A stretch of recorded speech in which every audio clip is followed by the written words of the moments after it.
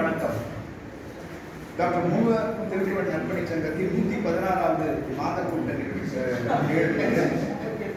குறள் 1037. எனது கவிதையை அனுப்புவதில் பெருமையும் மகிழ்ச்சியும் அடைகின்றேன். மதிப்பிற்குரிய நெறியாளர் முனைவர் பா. தாமோதரன் ஐயா அவர்கள் கவிதையை வாசித்து அருளுமாறு அன்புடன் கேட்டுக்கொள்கிறேன். அன்புடன் ஆனந்தி கேட்கிறார். இப்ப கவிதையுடன் நுழையும். முழுவார் உலகத்தார்க்கு ஆணி அகுதாற்றாது எழுவாரை எல்லாம் பொறுத்து என்று சொல்றார். அதுக்கு அவங்க கவிதை. உலகத்தார் பசி போக்க உறுதிடும் தாய் உள்ளம். உலகத்தார் பசி போக்க உறுதிடும் தாய் உள்ளம்.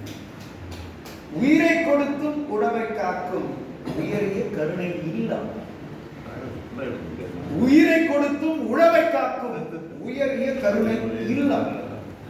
நாட்டு நட்டு நடவு காத்து, நாட்டு நட்டு நடவு காத்து நாளெல்லாம் காத்திருக்கும் வானம் பார்த்து மழையை வேண்டி, வானம் பார்த்து மழையை வேண்டி வருஷமெல்லாம் பார்த்து விதை விதைச்சு உரம் போட்டு, விதை விதைச்சு உரம் போட்டு விருப்பமுடன் காவல் காக்கும், விருப்பமுடன் காவல் காக்கும். விளைச்சலை ஊருக்கெல்லாம், விளைச்சலை ஊருக்கெல்லாம் விருந்தாக தாரைவான். விளைச்சலை ஊருக்கெல்லாம் விருந்தாக தாரைவான்.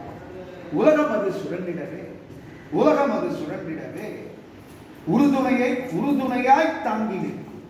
உற்றதொரு தோழனாய் உடவே இன்று ஓங்கி, உற்றதொரு தோழனாய் உடவே இன்று ஓங்கி. நெல்லை அன்புடன் ஆனந்தி முத்துகள். ஒவ்வொரு நாளும் நாம சொன்ன அந்த அடி எல்லை 12 to 14 அடி எல்லைகளுக்குள் இந்த கவிதைகளை எண்ணி பார்த்தீங்கன்னா 14 தான். இது சானட்னு சொல்லுவாங்க ஆங்கில ஷேக்ஸ்பியரோட சானட்ஸ். இந்த 14 வரிகளுக்குள் அந்த கவிதைகளை எழுதி மாதம் ஒரு தவமாக நமக்கு அனுப்பி வேண்டும். அதாவது புத்தகங்களையும் எப்போவுமே அதனால அவங்க நன்றியோடு பார்க்கிறேன். இப்போ அம்மையாரோட சொற்பொழிவு இருக்கிறது.